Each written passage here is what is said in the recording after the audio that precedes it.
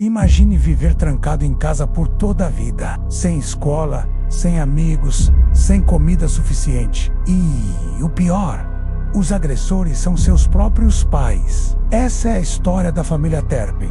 Um caso tão perturbador que desafia os limites do que entendemos como lar. Em 14 de janeiro de 2018, uma adolescente de 17 anos sai correndo pela primeira vez. Ela segura um celular e carrega um medo antigo. O que ela diz ao serviço de emergência parece improvável demais para ser verdade, mas era real. Meus pais estão machucando a gente. A voz trêmula da jovem revela o que logo o mundo descobriria dentro daquela casa. No subúrbio da Califórnia, 13 irmãos viviam em condições degradantes, dignas de um pesadelo. David e Louise Terpen pareciam um casal normal, sorridentes, religiosos, pais de uma grande família, mas bastava atravessar a porta de casa para que a máscara caísse e revelasse um controle total, absoluto e cruel. Os 13 filhos eram mantidos sob vigilância constante, eram acorrentados às camas,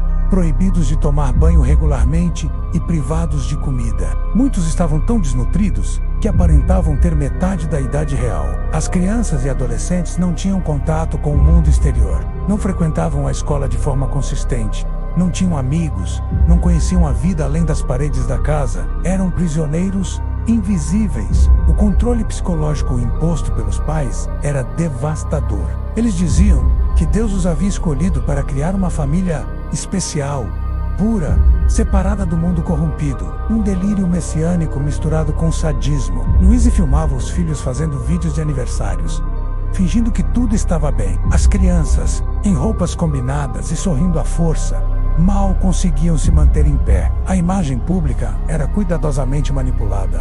David, engenheiro de profissão, recebia bem, mas o dinheiro ia para gastos supérfluos, como viagens à Disney e roupas iguais para os filhos, que raramente usavam. A comida, trancada em armários, inacessível para os filhos famintos. As punições eram constantes. Qualquer tentativa de se rebelar resultava em espancamentos, restrição total ou longos períodos presos por correntes nas camas. Com o tempo, muitos dos filhos perderam a noção de tempo, de espaço.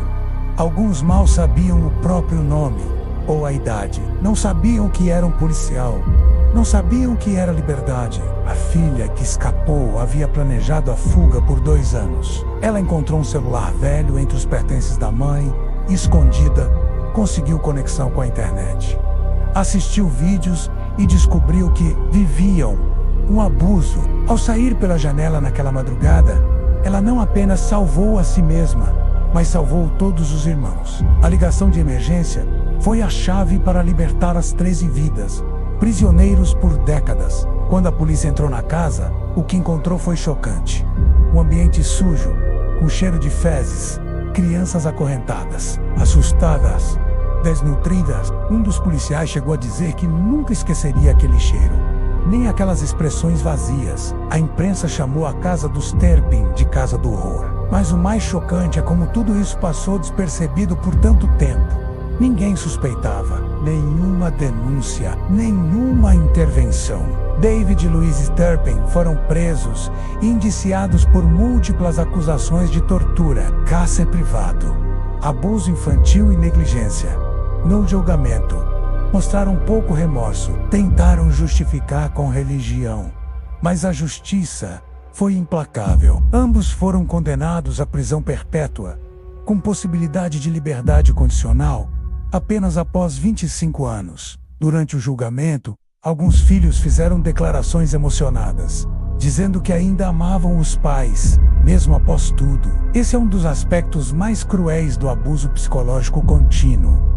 A vítima desenvolve laços afetivos com o agressor, uma distorção emocional conhecida como Síndrome de Estocolmo Doméstica. Os filhos Terpen hoje vivem separados em lares adotivos e programas de apoio. Alguns seguem lutando com traumas profundos, dificuldades sociais e questões de identidade. A liberdade foi conquistada, mas a cura é um processo longo. O caso também escancarou falhas no sistema. Após o resgate, relatos surgiram de que alguns filhos continuavam sem apoio adequado, sem acesso a recursos doados e até vivendo em condições ruins sob tutela do Estado. Isso levanta uma pergunta incômoda: o que acontece com as vítimas depois do fim da história? Quando os holofotes se apagam, quem continua olhando por elas? A história da família Turpin não é apenas um caso de horror doméstico, é um lembrete brutal de que o mal, muitas vezes, mora onde menos se espera,